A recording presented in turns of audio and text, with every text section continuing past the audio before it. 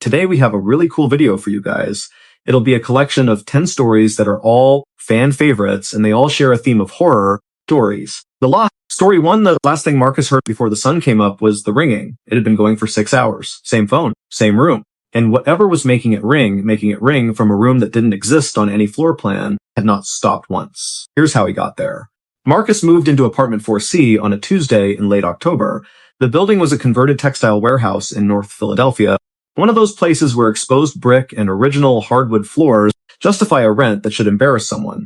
He was 31, recently divorced, and in the specific kind of desperation that makes a man sign a lease on a Wednesday without reading past page 2. The apartment was beautiful in the way abandoned things sometimes are.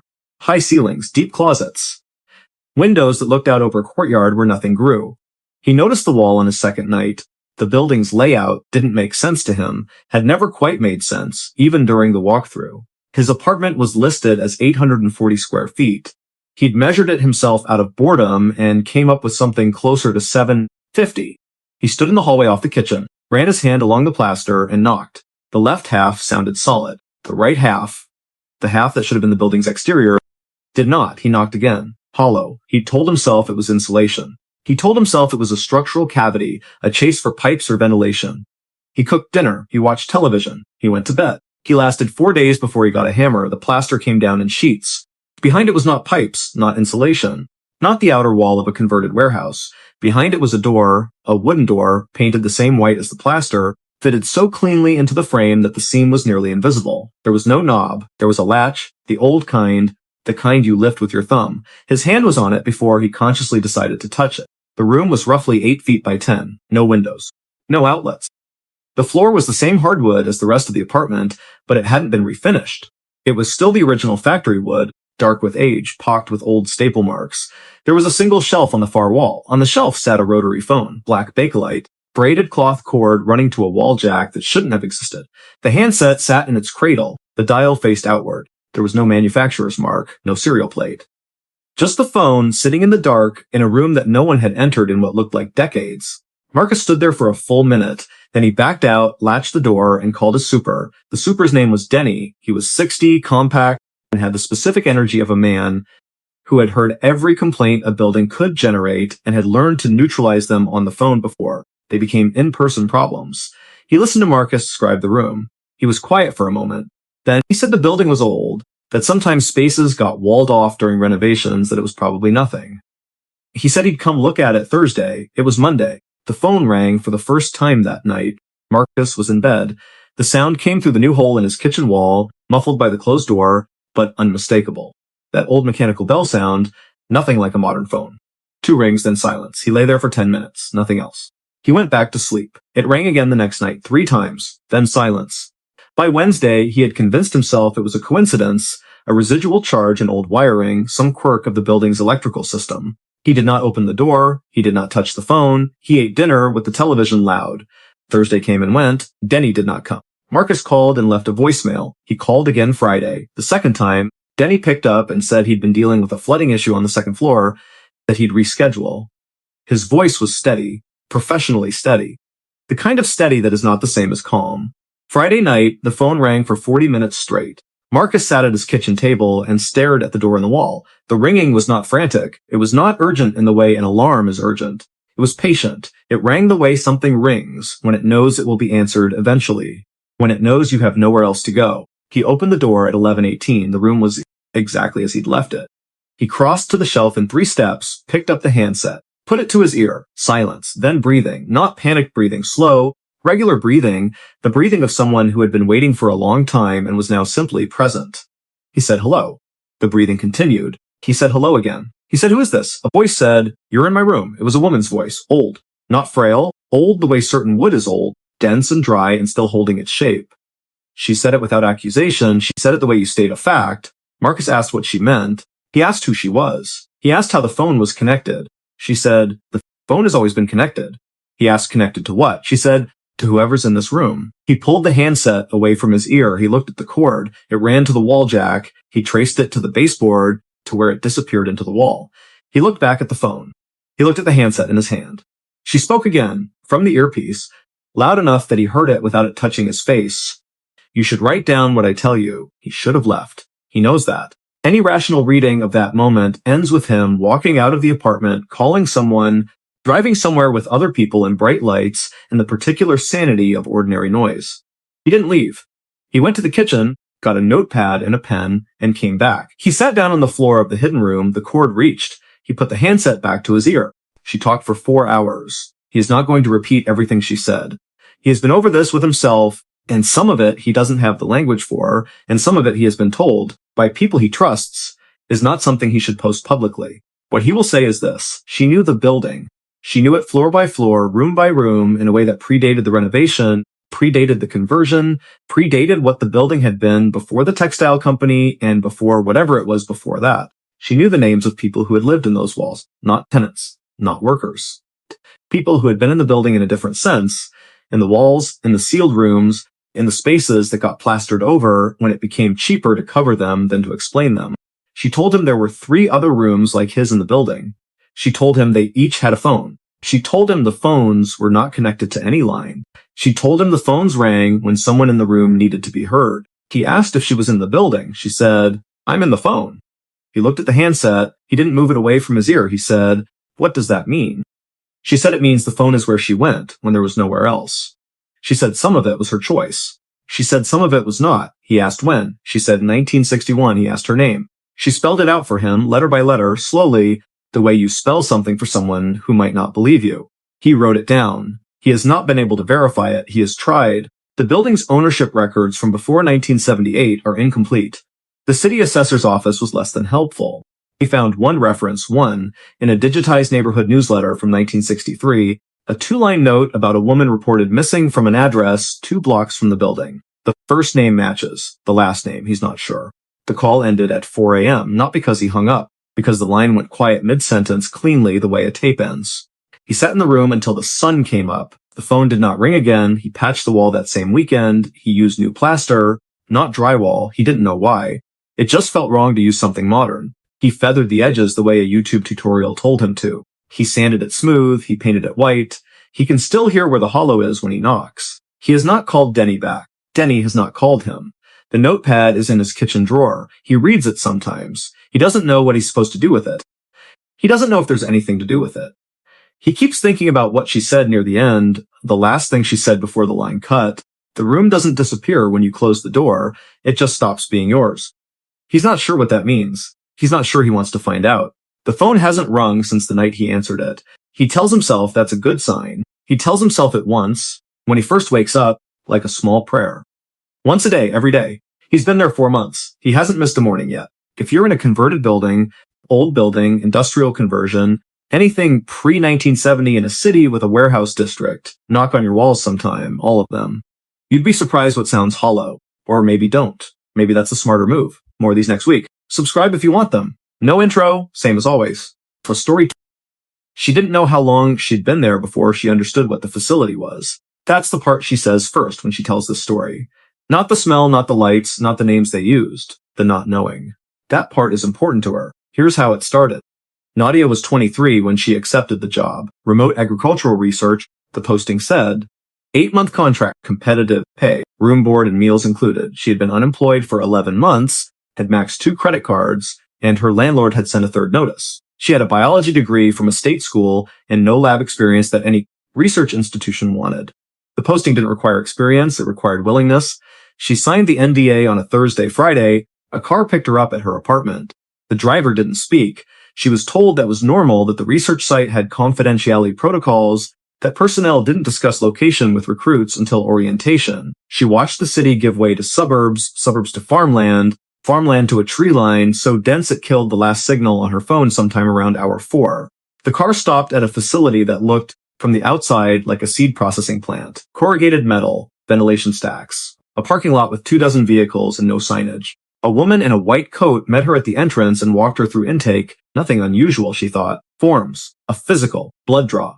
She was assigned a room in what they called the residential unit, clean, small. A cot, a nightstand, a bathroom with a mirror she couldn't see herself in clearly because the light was too blue. She slept 10 hours. She hadn't slept that long in months. Orientation was the next morning. 12 other recruits, all young, all with the same look.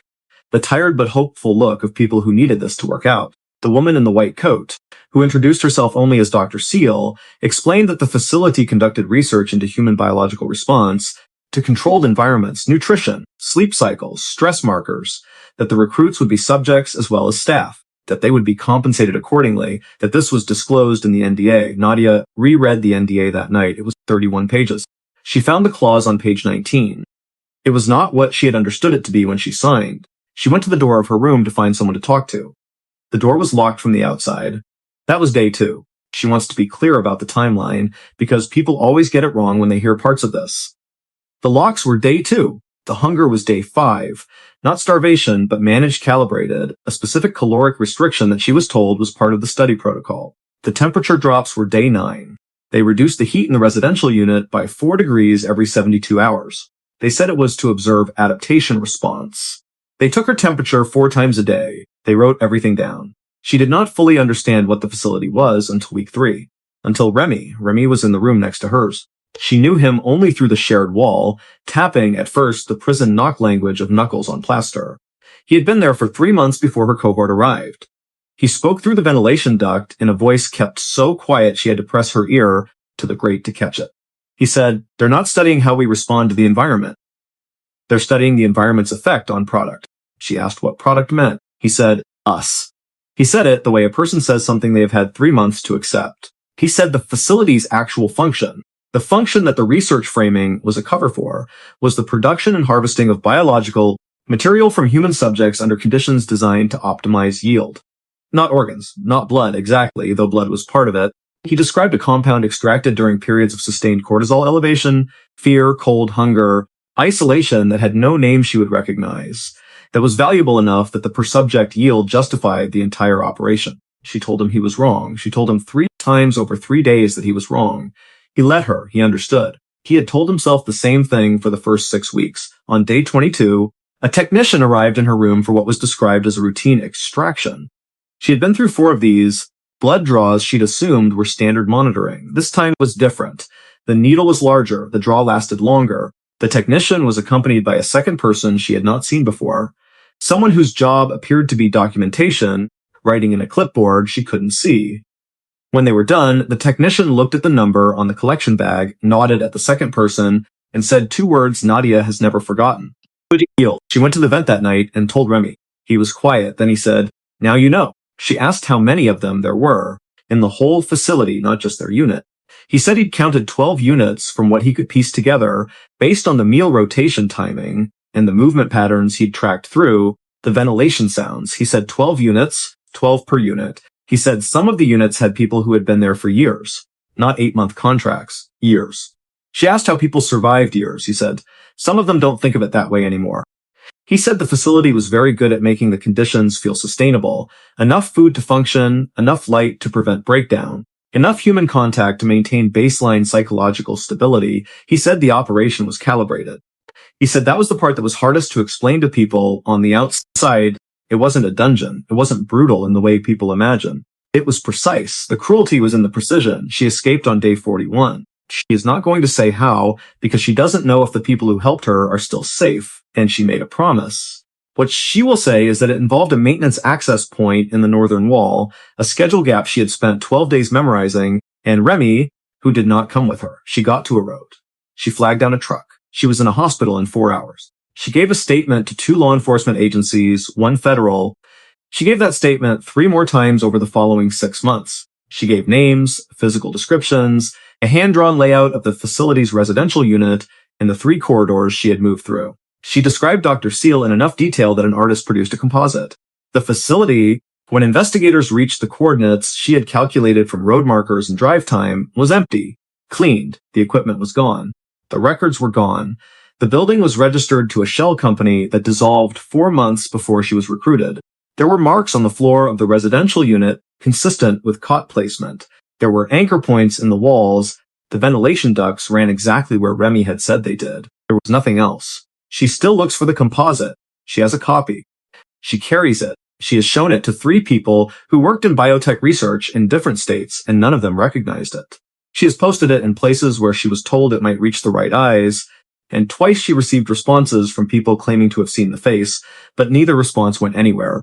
Remy's real name, she found out 18 months later through a missing persons database, was a 26-year-old from Albuquerque who had been reported missing by his sister 14 months before Nadia was recruited. His case is listed as open. She wants people to know one thing specifically.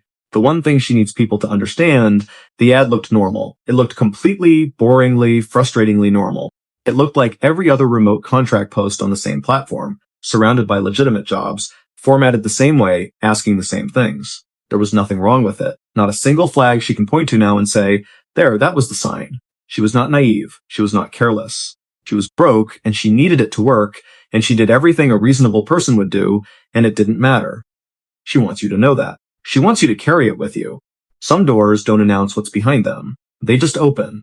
Lost Story 3. The last thing Daniel remembered before he understood what he had done was his daughter's laugh. The one from when she was 5. The one that came out of her whole body when something was truly funny to her. The one he had been trying to get back for 6 years. Here's how it started. Lily was 11 when the accident happened. School bus, icy overpass, a driver who was good at his job on every day but that one. 14 children were injured, 3 were hospitalized. Lily was the only one who didn't come back to herself. She came back to a body that breathed on its own, that slept and woke and moved when moved, that swallowed when given water and flinched from bright lights. The doctors used the word persistent. They used the word vegetative. They used the word unlikely in conjunction with words like recovery and meaningful function. Daniel wrote down everything they said. He kept a notebook. He stopped keeping a notebook after 8 months, because what the notebook contained was a record of his daughter disappearing from herself in the language of clinical probability. His wife Sue left after year 2, not because she stopped loving Lily, because she and Daniel had different ideas about what loving Lily meant, and the gap between those ideas was the kind that a marriage cannot cross when both people are drowning. He understood. He still understands. He keeps her number in his phone and doesn't call it. He kept Lily at home. He hired nurses. He read to her. He played the music she had loved. Pop songs about heartbreak she was too young for that she'd learned from her older cousin, songs that used to embarrass him and now are the most precious sounds he knows. He talked to her every day. He talked about everything, the weather, a movie he'd watched, what the neighbor's dog had gotten into. He is not a credulous man. He was an engineer before he became a full-time caregiver. He built things that had to work. He believed in the discipline of evidence and the dignity of honest uncertainty. He started looking in year 4 when honest uncertainty stopped being something he could live with. What he found at the end of 18 months of looking was a man in western Pennsylvania who was not a doctor and did not claim to be one. He went by a name that Daniel doesn't use anymore, a name that feels like a key he doesn't want to keep handling. The man had a reputation, not a good one, not a bad one, a reputation that existed in the specific online spaces where people go when they have tried everything and are ready to try something else. He said he could help. He named a price. Daniel had gotten a settlement from the school district's insurance carrier, enough to cover Lily's care for a decade, enough to say yes. The drive was 4 hours. The address was a farmhouse at the end of a road that stopped being paved a mile before the house. The man was younger than Daniel expected, mid-40s, thin, with the concentrated stillness of someone who spent most of their time alone. He explained what he did in terms Daniel couldn't evaluate, something about resonance, something about the interface between biological consciousness and he used the word field. Daniel asked what that meant. The man said it would be easier to show him. He showed him what Daniel saw in the back room of that farmhouse demonstration, something not involving Lily, something the man did with 2 candles and a shallow bowl of water and a name written on paper does not translate into language Daniel can defend. He knows that. He's made peace with it.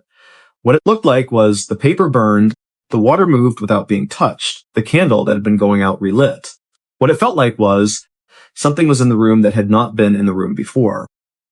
Something that was paying attention. He drove back the next week with Lily in the passenger seat reclined, the way he transported her to appointments, buckled and padded and wrapped against the cold. The man worked for 3 hours. Daniel sat in the kitchen and listened to sounds from the back room he cannot describe adequately. Not mechanical, not human, not any category he has a word for. Lily didn't respond. He drove home. She squeezed his hand 2 days later. He had squeezed hers 10,000 times in 6 years. This time her fingers moved around his. He called the man. He drove back. They did it again and again. 6 sessions over 4 months, and each time Lily came back a degree further, an eye movement that tracked him, a sound in response to her name, a single word, barely audible, spoken one morning before he'd fully woken up, spoken into the particular silence of a house where he'd stopped expecting anything. Dad, he wept. He is not embarrassed to say that. He wept in the doorway of her room for 10 minutes.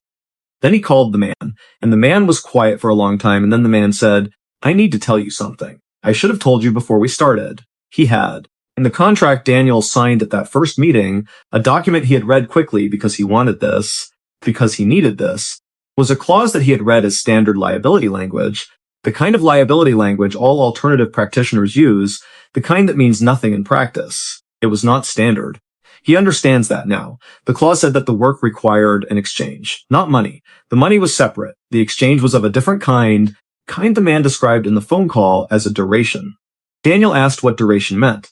The man explained it slowly, carefully, in the way someone explains something they have been waiting to explain because they knew it would be needed. He said the work he did didn't create energy, it redirected it. He said Lily's return required the movement of something from one place to another. He said the contract specified what would be taken in exchange for what was given.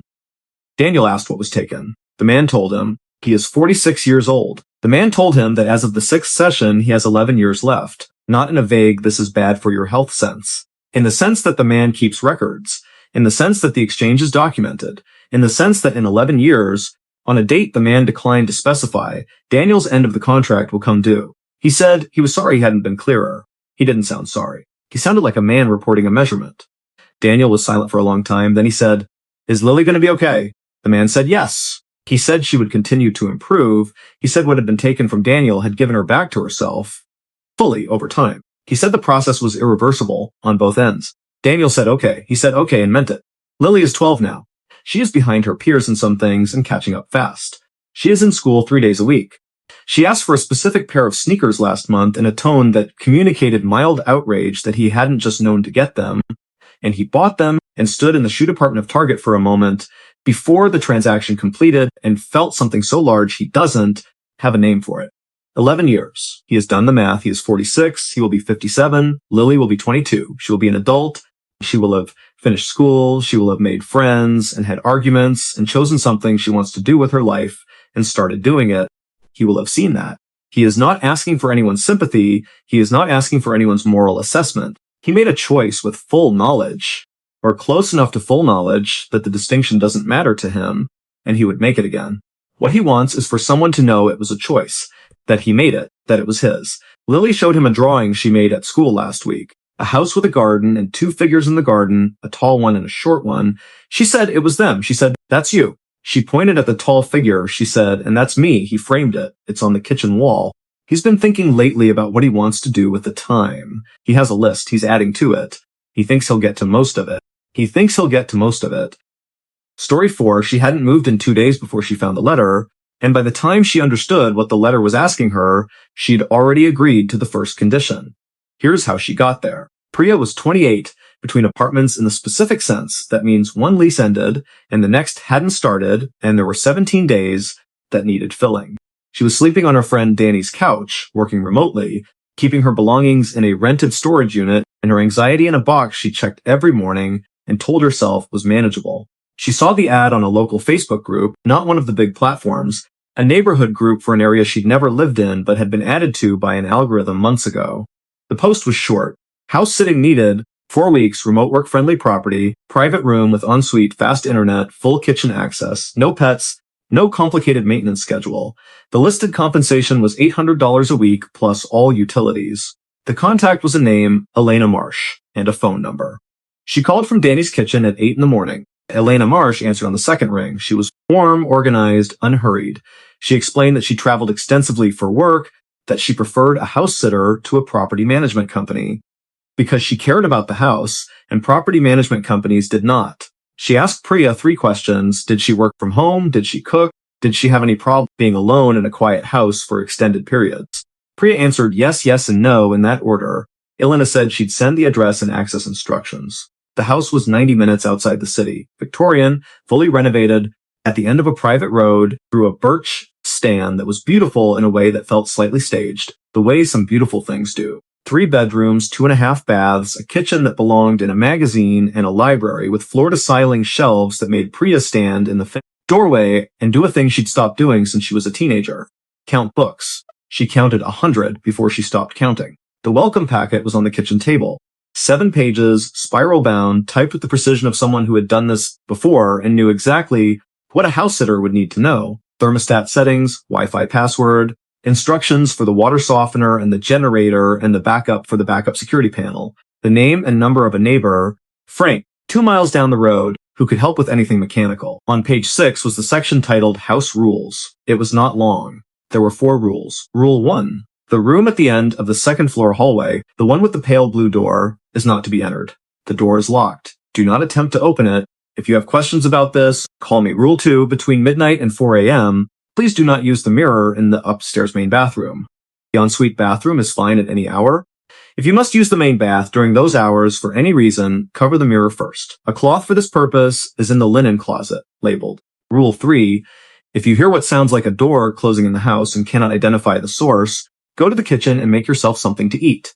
Sit at the table and eat it. Do not investigate the sound. This is not dangerous. It is simply not your concern. Rule 4. There is a notebook on the desk in the library. It is open to a blank page. If something occurs during your stay that you feel should be documented, write it in the notebook. Do not read previous entries. Priya read the list twice. She called Elena. Elena answered on the second ring again. Priya said, "I'm looking at the house rules." Elena said, "Yes." Priya said, "Are you going to explain them?" Elena was quiet for a moment, then said, "The explanations are all in the rules themselves if you read them carefully." She said none of them were there to frighten Priya. She said all of them were there because she had found over many years that clear expectations made house sitting work better for everyone. She said, "Can you follow them?" Priya said yes. She meant it. The first 2 weeks were the best 2 weeks she'd had in a year. She worked from the library, surrounded by the books, with good coffee and a kitchen she actually used, and a quality of silence she'd forgotten existed. She slept well. She ate well. She read 3 novels from Elena's shelves. She called her mother twice. She heard the first sound on day 11, a door closing, clean definitive, from somewhere on the second floor. She was in the library. She sat still for a moment. Then she went to the kitchen and made herself a grilled cheese and sat at the table and ate it. The sound didn't repeat. She wrote nothing in the notebook. The second sound was on day 4. Same quality. She made scrambled eggs this time. Sat, ate, went back to work. On day 16, she needed to use the main bathroom at 2 a.m. She found the cloth in the linen closet without difficulty. It was labeled, as promised, in Elena's neat handwriting and marker. For mirror. She covered the mirror before she turned on the light. She uncovered it when she was done. She did not look at it in the moment between taking the cloth down and turning off the light. She doesn't know why. It just seemed like the respectful thing to do. She wrote that in the notebook. She had not been going to. She had planned to leave the notebook alone, but she sat with it in the library for a long time, the open page, the pen that had been placed in the spine, and she thought something occurred, and Elena had said to write it. She wrote 3 sentences, left the pen in the spine, closed the cover. She does not know what she saw when she glanced at the previous page before she closed it, because she had decided not to read previous entries, and she kept that decision. But she saw the shape of writing. She saw how far back the entries went. The notebook was thick, most pages filled. She saw that the handwriting changed. Multiple hands over what looked like a long time. She thought about that a lot in the last 10 days. She thought about it when the sounds came. Twice more, identical, always answered with something cooked and eaten at the table.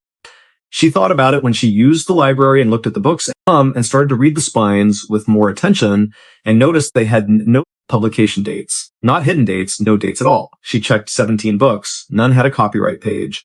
She thought about it the night before Elena returned, when she sat on the porch in the cold and looked at the birch trees in the dark and felt, for the first time in the stay, that the house was aware of her the way she was aware of it. Not hostile, not welcoming, attentive, the way an old thing attends to the people who move through it. Elena arrived on a Thursday afternoon, exactly when she said she would. She was in her 60s, lean, with close-cropped silver hair, and the particular ease of a person who belongs in a beautiful house. She walked through each room with the unhurried attention of someone reacquainting themselves with something they love. She came to the kitchen last. She made them both tea. She asked how it had gone. Priya said fine, said she'd heard some sounds full of the instructions, said she'd used the notebook once. Elena nodded at each item, not surprised, not relieved, just noting, like a doctor receiving a normal lab result. Priya asked if she could ask something. Elena said yes. She asked, "What's in the blue room?" Elena looked at her for a moment. She said, "The house's first owner." She said it in the same tone she'd used to say the guest bathroom needs a new shower head. Matter of fact, undramatic, as though the question had a straightforward answer and she had given it. Priya didn't ask anything else. She's not sure she wanted to know more. She's not sure more would have added anything useful. Elena paid her in full in cash in an envelope on the kitchen table. She walked Priya to her car. She said, "You are a very good house sitter." She said she would reach out when she needed someone again. Priya gave her card. She meant it when she said she'd come back. She's not sure what that says about her. She's been thinking about it since. About the rules and how they didn't feel like warnings, they felt like courtesy. Like someone who had been in the house long enough to know its preferences and was passing them along so that everyone, including the house, could be comfortable. She checked the notebook entry one more time before she left. She looked at the 3 sentences she'd written. Beneath them, in a handwriting she didn't recognize, not Elena's, not any of the earlier hands she'd glimpsed, were 2 words. She photographed them. She looks at the photograph sometimes. She hasn't shown it to anyone. She doesn't think she will. More next week. You know the drill. Story 5. The last time Cole went into one of the houses, the room was waiting for him like it always was. Same dimensions, same air, same specific quality of intactness that makes your stomach turn when every other room in the building looks like a fist went through it. That was 8 months ago. He hasn't been back. Here's how it started. Cole does abandoned property documentation. Has for 11 years. Photography, architectural notes, a blog that used to get 300 views a month and now gets around 40,000 because people developed an appetite for this kind of thing, and he was already doing it before anyone thought to monetize it. He's been in grain elevators and sanatoriums and resort hotels and industrial facilities across states. He knows the vocabulary of ruin, how water damage reads in different climates, how collapse propagates through different structural systems, how long it takes for a building to stop smelling like the people who lived in it. He knows what a building looks like when no one has been in it for 20 years. He knows what it looks like when someone has been in it recently. He knows the difference. The first house was in West Virginia, a farmhouse outside Moundsville, on a parcel that had been in tax arrears for 11 years. The exterior had been hit by something, not weather, not simple neglect, but something more intentional in its damage. The front wall was partially demolished. The porch had been torn apart, not collapsed. The wood was sheared, not rotted. The cuts clean in a way that weather doesn't produce. Interior. All 5 rooms showed the same pattern. Structural damage. Furniture overturned or broken. Personal effects scattered, some burned in place. Everything in a state of chaos that could have been violent, could have been a very specific weather event, could have been a dozen things. Everything except the back bedroom. The back bedroom was untouched. Not untouched the way a room gets untouched when it's locked and overlooked. Untouched in the sense that the furniture was arranged, the bed was made, the surface dust was even and undisturbed. There was a glass of water on the nightstand. He photographed it. He didn't touch it. The water level, when he processed the photos, was near the rim. He posted the photos. His readers loved the contrast. He moved on. Second house, Indiana. An abandoned farmstead outside of Salem, condemned after a fire that had taken everything except the mudroom off the kitchen, which had no fire damage, no smoke damage, no evidence that the fire had approached it at all, despite the fact that the kitchen itself was gutted. Inside the mudroom, coats on hooks, boots on the floor, arranged in pairs, a child's raincoat, yellow, dry, clean. He almost didn't include that one in the post. He did. He didn't explain why it bothered him. He assumed his readers would understand from the images. Third house, Kentucky. Fourth, Ohio. Fifth and sixth within 3 weeks of each other in Michigan. Different counties, different styles, different histories. In each one, the pattern held. Extensive, inexplicable damage throughout. One room completely untouched. And in each untouched room, something that suggested recent habitation.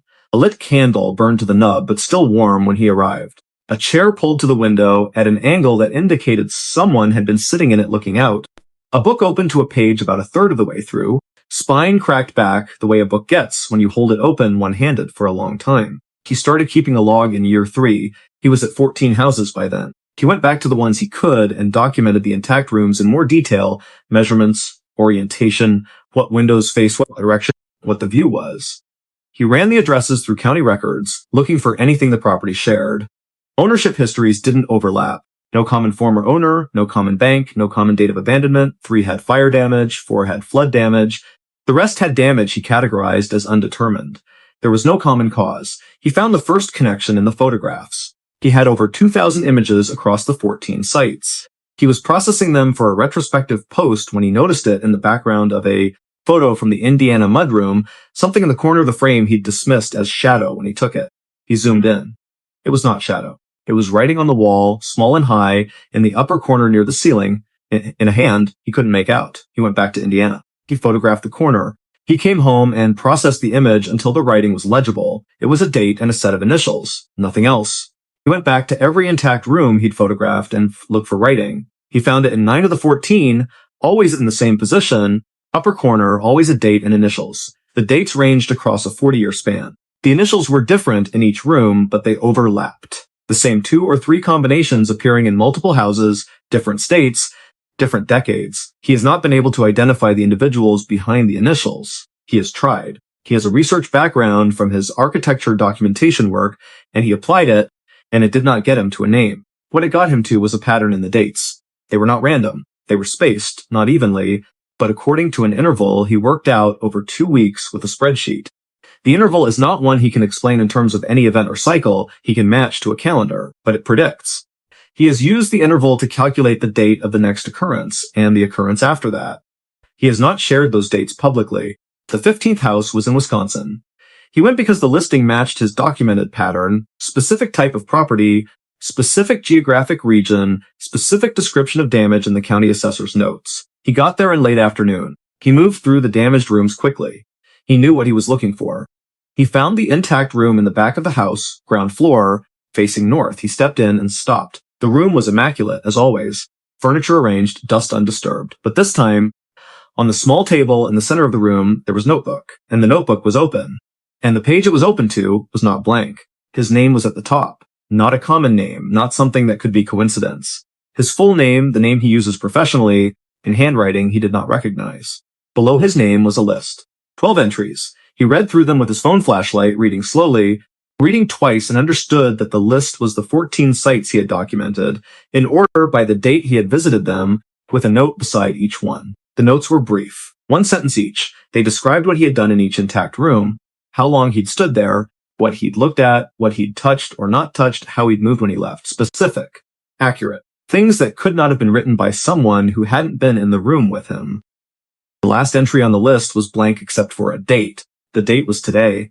He left the notebook on the table. He did not take it. He has reconstructed its contents from memory and has gone over the reconstructed list many times. He has not published the full list.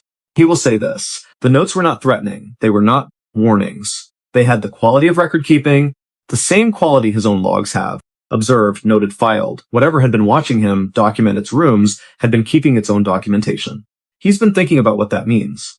About the nature of a place that maintains one room against all damage across 40 years, across a dozen states, and allows entry and watches and writes down what it sees. He doesn't think the houses are abandoned in the sense he originally understood. He thinks they are between uses. He thinks the intact rooms are where something waits while it determines what the next use will be. He thinks it's still deciding about him. 8 months. He hasn't gone back. He has 3 addresses on his list that fit the pattern. He opens the document with the addresses sometimes. He closes it. He opens it again. He hasn't deleted it. Story 6. The last thing Ryan thought before he realized how wrong he'd been was that she had said something no one could have known. Something he had told no one. Not a mutual friend. Not a common online space. No one. She had said it the way you say something obvious, the way you'd say it to someone who already knows, and that was when the temperature in the room felt like it dropped. Here's how he got there. Ryan was 30, had been on Reddit for 7 years, and had the specific kind of online social life that forms when a person is funny and smart and consistently present on a platform long enough to become a fixture. He moderated a mid-sized writing community. He had roughly 400 upvotes on a comment he was genuinely proud of. He had the usernames of maybe 20 people bookmarked in his head, the ones whose posts he always read, the ones whose sensibility he recognized the way you recognize a friend's handwriting. Sarah was one of them, had been for about 2 years. She posted in the writing community, occasionally in a philosophy forum, occasionally in a true crime thread where her comments were always the most interesting ones in the section. She was sharp and specific, and occasionally very funny in a way that didn't announce itself. She never posted personal information. He didn't know her city, her age, her job, her name. He knew the way she thought, which felt like more. They moved to DMs over a writing project she'd asked for feedback on. Then the DMs continued past the project, the way DMs do when 2 people realize they can just keep talking for 4 months about books, about work in vague terms, about the slow collapse of a television show they were both watching, about the experience of being a person of a certain type, overly interior, more comfortable with written language than spoken, constitutionally unable to not notice things. She mentioned once that she was in Chicago. He was in Chicago. He told her this. There was a pause in the conversation of about 20 minutes that he spent pretending to be calm. Then she sent a message that said, well, then nothing for 3 days. Then a message that said, I'm going to a thing at a used bookshop on Damon on Saturday. If you want to come to a thing at a used bookshop on Damon, you can come to a thing at a used bookshop on Damon, and he went. She was exactly like her posts and completely different from what he'd imagined. Shorter. Her voice had a slight accent he hadn't expected, couldn't place. She had the quality of someone who was deeply comfortable with silence in a social environment, who used it as punctuation rather than avoiding it. They walked through the bookshop for 2 hours and then stood on the sidewalk for another hour in November cold, talking about a novel they both turned out to love, and by the time he walked to his car, his face hurt from being cold and smiling simultaneously. They had dinner the following Saturday, then a museum. Then a series of events that accumulated into something that had the shape of a relationship without either of them having used the word. She came to his apartment for the first time 6 weeks after the bookshop. She walked through it the way people walk through a new space, looking, touching things lightly, forming impressions. She looked at his bookshelf for a long time. She picked up a small ceramic figure from his windowsill, a bird, badly made, clearly old, and held it. She said, "You made this when you were a kid, right?" She said it without looking at him, still examining the bird. She said, like 8 or 9. He had made it in 3rd grade art class. It had been on his mother's mantle until she moved to a smaller place and he'd taken it. It was not a piece of work that communicated its origins in any obvious way. It looked like what it was, which was a clay bird made by a child who had not been particularly good at making clay birds. He said, "How did you know that?" She set the bird down and looked at him. She had an expression he hadn't seen on her face before, not uncomfortable, but careful. The expression of someone choosing how much to say. She said, "I don't always know where I know things from." He thought she was being poetic. He laughed a little. She didn't laugh. She said, "I mean it." She said she sometimes had information about people that she couldn't trace to a source, that it had been the case since she was a child, that she had learned to be careful with it because people found it unsettling, and she understood why. He sat with this for a moment. He said, "Has that come up with me?" She said, "Yes." He asked what she knew. She was quiet for a moment. Then she told him 3 things. He is not going to put them here. What he will say is this. One of them was the kind of thing you tell a therapist. One of them was the kind of thing you don't tell anyone. One of them was something that happened when he was 11 years old that he has never spoken about to any person on earth and never will, something that lives in him the way a stone lives at the bottom of water, present and still and not requiring acknowledgement to be true. She said all 3 with the same careful, even voice. She said them in order, without drama, the way you'd read from a list. He did not handle it well immediately. He will admit that. He asked her to leave. She did. She was not defensive about it. She left him with the impression Trent, which he couldn't explain, and spent a week trying to argue himself out of that she had expected this and was not surprised. He called her 6 days later. She answered. He said, "I need to understand what that was." She said, "I know." She came back over. She explained it. It explained to herself by her grandmother, who had the same thing and called it by a word Ryan doesn't know how to spell, a word in a language from her family's origin that translated to something like seeing beside. She said it wasn't omniscient. She said it was specific and unpredictable, more likely to surface with people she cared about, more likely to surface in objects with strong personal history. She said she hadn't led with it because she knew how it sounded. She said she'd been waiting for a moment when it seemed safer to say. He asked her if she'd seen anything else about him. She said, "A few things." He asked if he should know them. She was quiet for a while. She said, "Not yet." He said, "Okay." It has now been 8 months. He still doesn't know what else she's seen. He stopped trying to decide if that bothers him. It used to bother him every day and then every other day, and now it surfaces occasionally at odd moments, and he sits with it and it passes. He thinks about what it means to know a person, about the ratio of visible to unseen in any relationship, about how much of what you know about someone comes from what they tell you versus what they carry in their face and hands and the things they keep on their windowsills. He thinks about what it means that she saw those things and stayed. She's in the apartment when he's writing this. She's in the other room. He can hear her. He has not told her he's writing this. He thinks she might already know. Bryce Story 7. The last thing Jamie remembered before her grandmother touched her face was the way her grandmother's hands had felt at the funeral, cold, folded still, and how the hands touching her now were not like that at all. Here's how it started. Her grandmother, Nana Ruth, died on a Saturday in February, age 83, quietly, in the small bedroom of the house she had lived in for 51 years. It was the house Jamie had spent childhood summers in. The house that smelled of cedar and a specific brand of dish soap and something underneath, Both of those that Jamie had never been able to identify but associated so purely with safety that she sometimes dreamed about it. Nana Ruth was the last. Jamie's grandfather had gone 7 years earlier. Her parents were only children, both living. It was just Ruth left, and then it wasn't. Jamie drove the 3 hours for the services, handled the paperwork with her mother, and on the last night drove back to the house alone to pack the personal effects that needed to go before the estate sale. She was 29, competent, not easily spooked, a person who prided herself on being able to be in difficult situations without falling apart. She had said this to herself the whole drive there. She went through the kitchen first, then the living room. She was in her grandmother's bedroom at 10 p.m., working through the nightstand drawer when she heard a sound from the hallway. A footstep. One. Clear and close. She went still. She waited. Nothing followed. Old houses make sounds. She knew this. She went back to the drawer. The second sound was not a footstep. It was a voice. One syllable.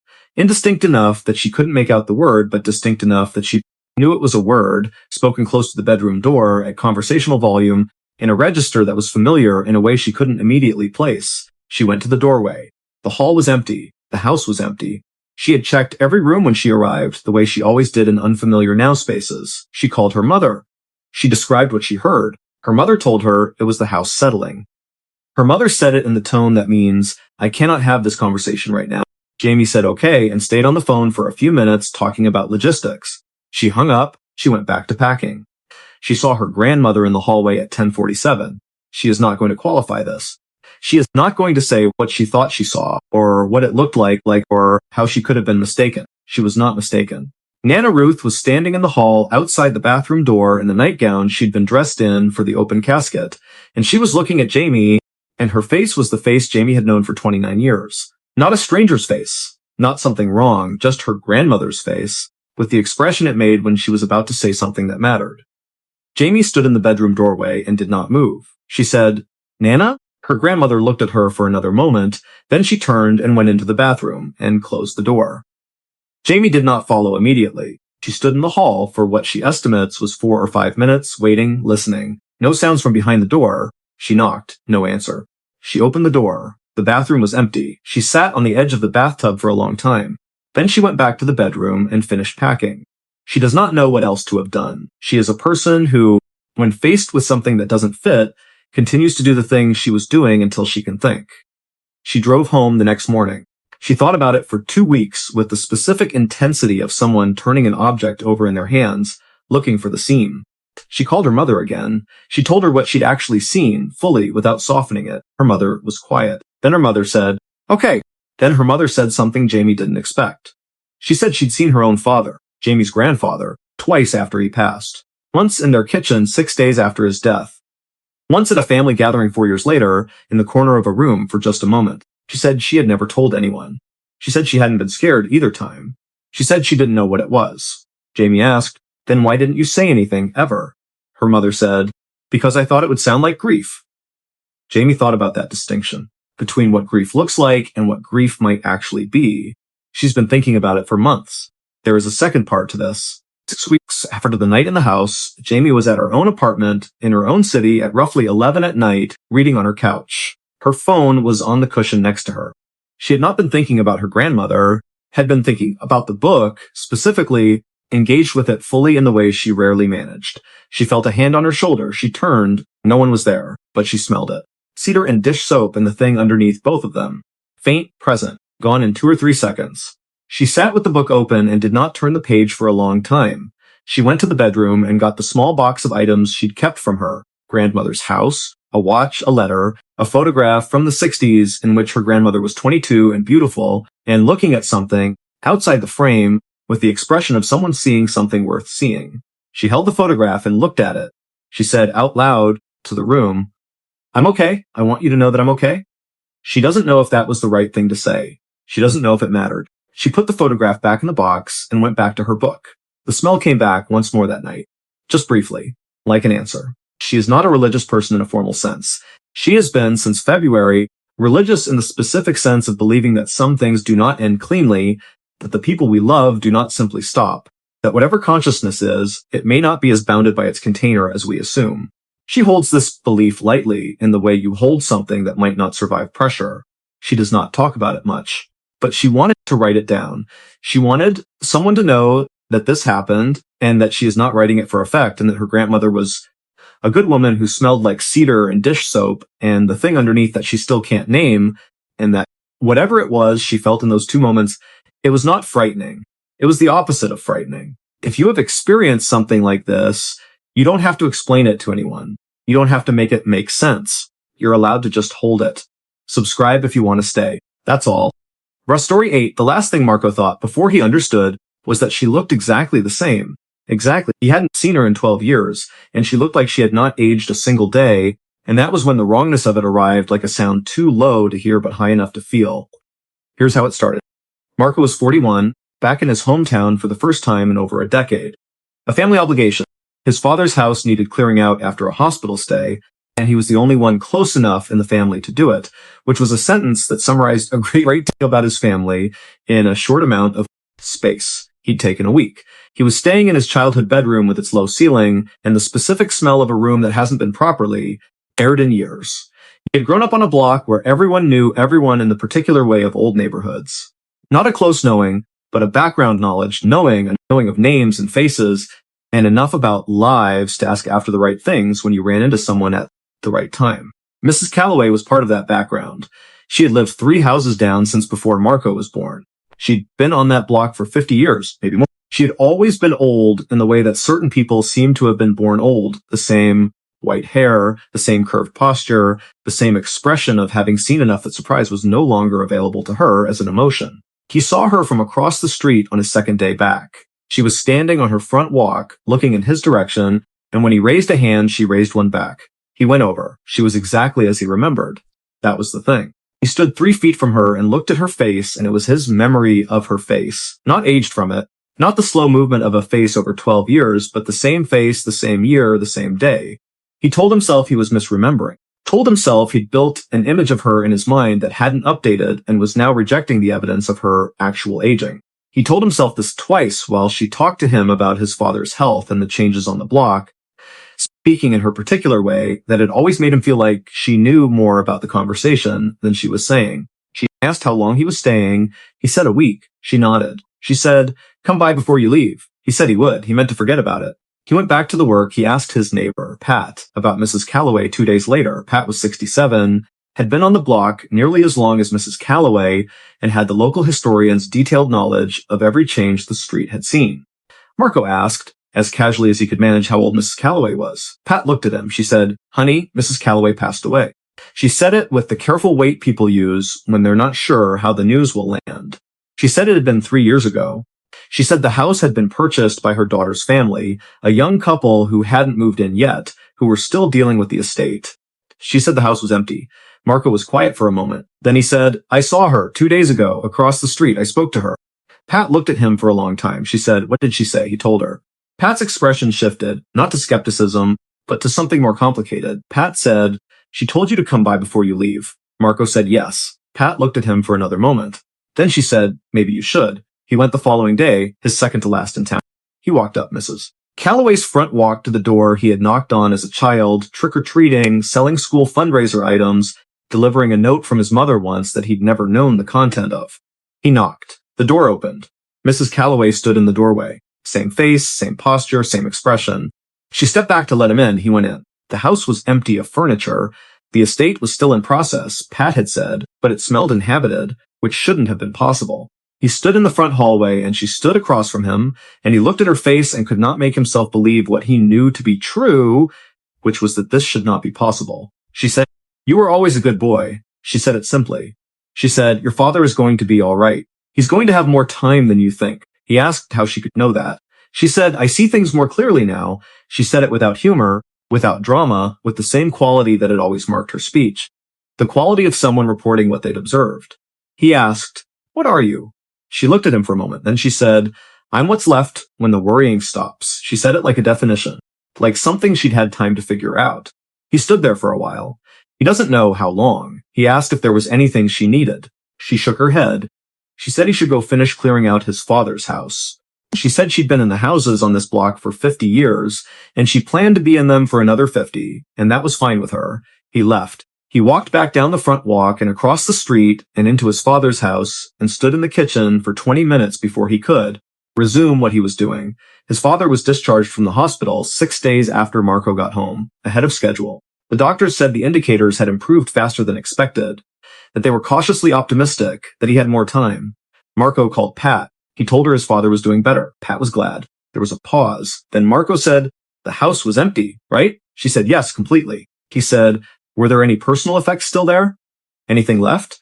Pat said no. The daughter had cleared everything. She said the house had been empty for months. He thinks about it when he thinks about the things that don't resolve. About what she said, I see things more clearly now. About what it costs to worry and what might be left when it stops. About whether the things that anchor us to places, the houses we were known in, the blocks where people watched us grow, whether those can be anchors in the other direction too. He went back to the block one more time before he drove home. He didn't go to the house. He just stood on the sidewalk and looked at it and said thank you at a volume he could have convinced himself was just breathing if he'd needed to. He didn't need to. More next week. Same time. Story 9. The last thing Yusuf said before he understood the job was not what he thought it was. "I'm very good at this." He said it to his supervisor, who nodded, and whose expression in retrospect, the specific quality of it, the thing that was present in it that he couldn't name at the time, he now understands as grief. Here's how it started. The posting was listed under Grief Counseling Support Services. It said the role involved communicating with recently bereaved individuals in a specialized capacity. It said training was provided, that experience in end-of-life care or crisis communication was preferred but not required, that the work was remote, that hours were flexible, that compensation was above market for the sector. It said the job title was Last Contact Specialist. Yusuf had a social work background, 3 years in community mental health, and had left his last position because the ratio of cases to support had become unsustainable in the specific way that burns people out so thoroughly, they don't realize it's happening until they're already gone.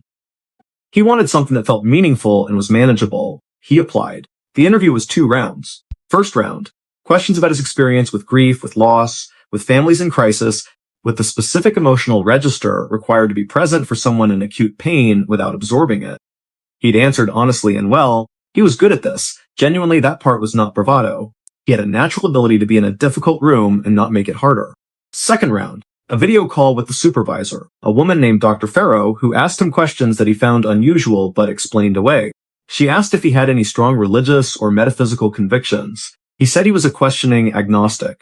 She asked if he was comfortable with ambiguity at a professional level, not emotional ambiguity. She specified but factual ontological ambiguity. He said yes. She asked if he had ever experienced what he would describe as contact with something outside normal sensory experience. He paused. He said once, maybe. She said, "Tell me."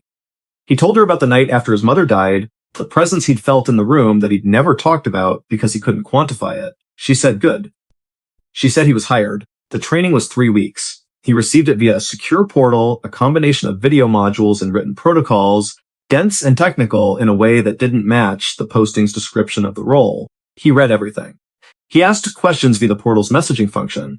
Dr. Farrow answered promptly, thoroughly, and in a way that consistently redirected his questions about the mechanism toward questions about the protocol. He noticed this. He filed it. His first assignment arrived in week 4. A case file, a woman 61 who had lost her son 33 in an accident 14 months earlier. She was listed as a qualified recipient. He was to initiate contact by phone at a specified time. He was given a set of protocols for the call, what to say, what to listen for, what questions to ask, and in what order, what language to use when certain responses occur. He was told the call would last between 8 and 22 minutes. He was told to document everything. He called. A woman answered. She sounded like someone who had been sleeping poorly and had gotten used to it. He said his name, said he was calling from the organization. She said, "Is it him?" He said, "I need to ask you a few questions first." She said, "I know the process. Is it him?" He followed protocol. He asked the verification questions in order. He asked about a piece of identifying information that was in the case file, a detail that only she and her son would have known, a private phrase from their shared history that the case file included without explanation of how it had been obtained. She said, "Yes, that's right. That's what he always said." He asked the second question. She answered. He asked the third. She answered. All 3 confirmed he had not been told explicitly what the protocol was confirming. He had assumed it was a grief therapy framework, a ritual of remembrance with therapeutic structure. He had assumed the identifying information was drawn from intake interviews he hadn't seen. He asked the question that Protocol Section 4 directed him to ask. Is there anything you would like him to know? She cried. Not dramatically, the way people cry who have been crying for 14 months and have run out of the kind of crying that makes sound. She said several things. He wrote them down. When she was done, he said the closing language from Section 4. She said, does he hear me? He said, the protocol doesn't allow me to characterize what occurs during the session. She said, but something occurs during the session. She said, yes. He said, then he hears me. He drove to the organization's regional office the next day. He walked into Dr. Farrow's office and sat across from her and asked her to tell him directly and completely what the job was. She told him.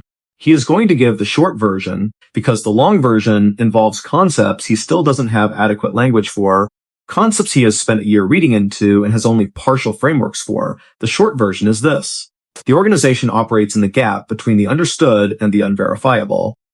They have developed over 40 years of research and practice, a methodology for facilitating what they call structured persistence contact, communication between bereaved individuals in what they term persistent consciousness. The case files contain information obtained through methods they describe as non-standard sensory acquisition. The calls are not therapy. They are what they say they are, last contact. Yusuf asked, is it real, doctor? Farrow looked at him with the expression he now understood from the interview. She said, the families report an average reduction in acute grief indicators of 62% within 90 days of a session. She said 14% report spontaneous cessation of complicated grief disorder. She said the organization has a peer review process, an ethics board, and internal research function. He asked again, is it real? What I can tell you is that the protocol works, she said. What happens inside the protocol is not something I can verify to your satisfaction. She said it may not be something that can be verified, she said, but the families come to us at the end of everything else, and they leave differently. He stayed. He has been doing it for 14 months. He has conducted over 200 sessions. He follows the protocol exactly. He does not characterize what occurs during the sessions. What he will say is this. There is a moment in most sessions, usually between the second and third verification question, that has a quality he doesn't have language for. A quality of the phone line, not a sound, not silence, but a texture. He noticed it in the third session and has been trying to describe it to himself since. The closest he's gotten is the feeling when a room fills with a presence you can't see, a shift in the weight of the air. It may be nothing. It may be his own psychology, his expectation, his trained response to a ritualized structure. He acknowledges this. He holds this possibility respectfully. The calls average 18 minutes. He documents everything. He files the reports. He does not read the files of calls other specialists conduct. He still has his mother's number in his phone. He hasn't deleted it. He thinks about this sometimes, about what it would mean to be on the other side of one of these calls, about the woman with the 61-year-old voice saying, is it him, before the protocol even started. He thinks it would mean everything. He doesn't talk about the job at parties. He doesn't know how to explain the NDA in a social setting. But sometimes, when someone he knows talks about grief, the particular bottomless kind, the kind that doesn't move, he thinks about the protocol. He thinks about what it costs to never know if the line is still open. He thinks, for some people, the call is worth making. More next week. The last thing she saw through the peephole, the last thing she saw before she understood why they'd been told not to look, was looking back. Here's how it started. Cass moved into the building in late September, the tail end of a rental market that had been brutal and which she had survived by accepting the first reasonable thing she could find and not asking questions about the neighborhood until after she'd signed. The building was a 6-story pre-war on the north side, well-maintained, mid-century details that the management company had preserved rather than renovated away. The hallways were narrow and dim in the specific way of buildings that were built before hallway lighting was a priority. The elevator was original and reliable in a way that original elevators often aren't. The welcome letter was in her mailbox on move-in day, printed on the building's letterhead signed by the building manager. Standard terms, recycling procedures, noise guidelines, package pickup policy. Near the bottom of the second page, after the note about parking permit renewals, was the following paragraph. Building management respectfully requests that residents refrain from using door peepholes between the hours of 9 p.m. and 6 a.m. This policy has been in place since 2019 and applies to all residential floors. If you hear activity in the hallway during these hours and are concerned for your safety, please contact building management directly or call 911. Do not use the peephole to investigate. This is not a safety concern for residents who follow this guideline. She read it 3 times. Then she put the letter on her kitchen counter and went back to unpacking, because she had 50 boxes, and the energy to interrogate building policy was not available to her on move-in day. She thought about it for 2 weeks. She asked her neighbor, an older man named Walter, who had been in the building for 11 years, about it in the elevator. Walter looked at the floor buttons for a moment before answering. He said, "Just don't look." He said it with the flat emphasis of a person who has gone past having opinions about something and arrived at instructions. She said, "Has anyone looked?" He said yes. He stepped off at his floor. The elevator doors closed. She resisted for 6 weeks. She was a rational person. She was also a curious person in the way that rational people sometimes are, the curiosity that coexists with rationality rather than competing with it, the curiosity that says there is an explanation, and I would like to know what it is. At 10:15 on a Tuesday in November, she heard footsteps in the hallway. Slow, even footsteps, the pace of someone not in a hurry. Her apartment was on the 4th floor. There was no particular reason for foot traffic on the 4th floor at that hour. The elevator was at the end of the hall. The stairs were at the other end, and between them were 6 apartment doors and nothing else. She stood at her door. The footsteps stopped. She put her hand on the door and felt the particular kind of stillness that is different from absence. The stillness of something on the other side that has also stopped moving. She looked through the peephole. The hallway was the hallway, narrow, dim. The light at the far end throwing a yellow oval on the floor. The elevator door closed. The numbered doors in their sequence. Nothing unusual. Nothing present that explained the footsteps. She was about to step back when she noticed the quality of the image. The peephole lens produces a fisheye distortion, curved at the edges, the specific optical character of a wide-angle lens in a small housing. She had looked through it before, during the day, and it looked like hallways look through peepholes. What she was seeing now was the same image. The same hallway, the same distances and proportions, except the distortion was wrong. She looked at peephole images, the way you look at something, without knowing what you're looking for. The wrongness resolved slowly. The fisheye curve was inverted, not the mild inversion of a simple lens, the pronounced, specific inversion of something with a convex surface where the concave should be. Like the image had been flipped from outside. Like something on the other side was looking in with the same instrument she was looking out through. She stepped back. She sat on her couch. She did not move for approximately 1 hour. The footsteps did not resume. She did not hear anything further from the hallway. She emailed building management at 7 the next morning. She asked directly for an explanation of the peephole policy, and specifically what the phrase "this is not a safety concern for residents who follow this guideline" was intended to convey, which she understood to mean there was a concern for residents who didn't. The building manager, a woman she had met once, at signing Efficiently Professional, responded within the hour. The response was longer than she expected. It said, "We understand your question and are glad you wrote." It said, "The policy relates to an architectural feature of the building that was discovered in 2019 during a fire safety inspection." It said, "The specific feature is difficult to explain in technical terms, but relates to the building's ventilation and pressure system in a way that creates optical phenomena in door lenses under certain atmospheric conditions." It said, "Residents who have observed these phenomena have found them distressing, but they pose no physical risk." It said, "Building management has looked into corrective measures and found them cost prohibitive." It said, "The simplest solution is the one in the welcome letter." It was a well-written explanation. It was also not an explanation. She knew enough about optics to know that atmospheric pressure does not invert a peephole image. She knew enough about building management communication to know that a real technical explanation would be more specific, not less. She replied with 2 questions. First, what exactly did the inspectors observe in 2019? Second, had any resident reported seeing the inversion phenomenon before the policy was instituted? The response to this email took 6 hours. It said, "The 2019 inspection notes are held by the contracting company and not available to residents." It said, "Building management is not able to share incident reports relating to other residents' experiences.